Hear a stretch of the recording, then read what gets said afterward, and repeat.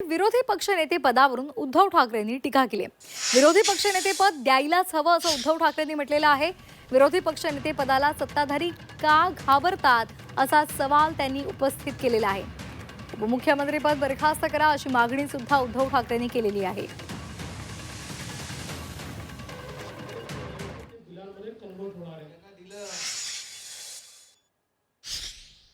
विरोधी पक्षनेते पद हे त्यांनी द्यायलाच पाहिजे। त्याबद्दल आम्ही पहिल्याच अधिवेशनामध्ये मला वाटतं पहिल्याच अधिवेशनामध्ये मागणी केली होती। एक वर्ष होऊन गेलं, एका वर्षात सरकारने काहीही केलं नाहीये जाहिरातींशिवाय, आणि तरी देखील एक वर्ष झाले।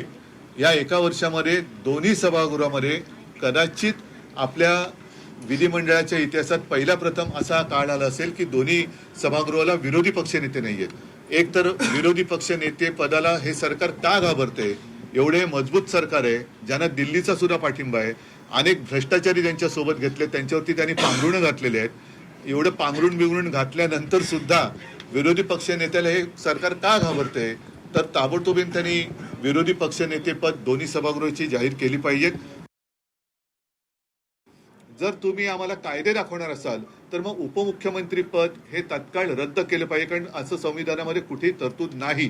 म्हणून जे काय त्यांच्याकडे खाती असतील त्या खात्याची मंत्री त्यांना बघा, त्यांच्याकडे कोणाच्या कुठल्या चाव्या द्यायच्यात, तिजोरीच्या द्यायच्यात का बाथरूमच्या द्यायच्यात, ते सगळ्या चाव्या त्यांच्याकडे द्या, पण त्यांना उपमुख्यमंत्री हे बिरुद आता लावता कामा नये। आणि कायद्यानुसार एक लोकशाही जिवंत ठेवण्यासाठी विरोधी पक्षनेतेपद दोन्ही सभागृहात या सरकारने येत्या अधिवेशनात जाहीर केलीच पाहिजे, ही आमची आग्रही मागणी आहे। आपण सांगतात काय उपमुख्यमंत्री पद हे घटनाबाह्य आहे।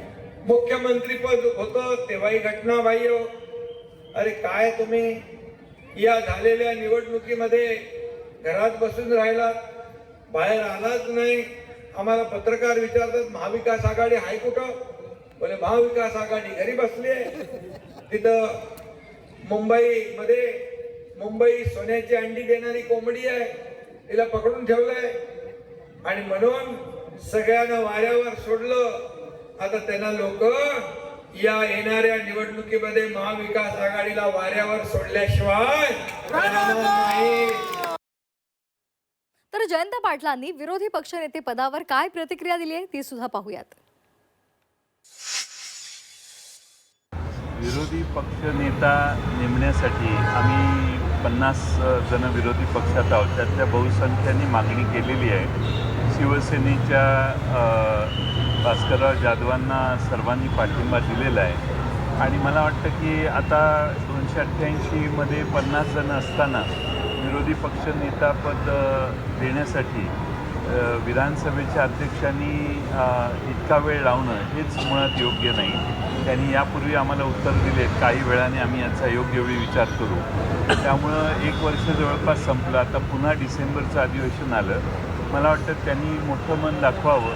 राज्य सरकारने त्या बाबतीत काय करायचं हे राज्य सरकारचा विषय आहे, पण विधानसभेच्या अध्यक्षांनी महाराष्ट्राच्या विधानसभेत विरोधी पक्ष नेता असताना अध्यक्षांची कामगिरीवरही त्याचा परिणाम होऊ शकतो। त्यामुळे त्याचा विचार त्यांनी करून विरोधी पक्ष नेता नेमण्यासाठी आग्रही राहावं। दरम्यान यावर केशव उपाध्ये यांनी नेमकं काय ट्विट केलेलं आहे आपण एकदा पाहूयात।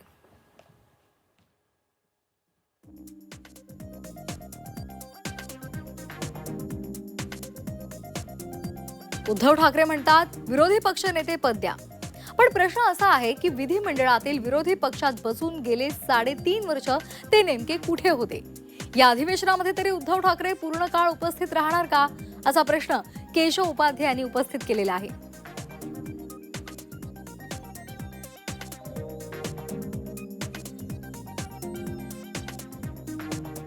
यापूर्वीच्या विधिमंडळ अधिवेशनांमध्ये ते किती दिवस उपस्थित राहिले?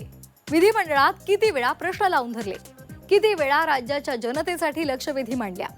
वैधानिक आयुध वापरून किती जोरदार मागणी केली? या 5ही प्रश्नांची उत्तरं मात्र तीच नाकाम, ना लढा, ना मुद्दा, नुसतेच भाषणाची हवा आणि कॅमेरा समोरची अदा।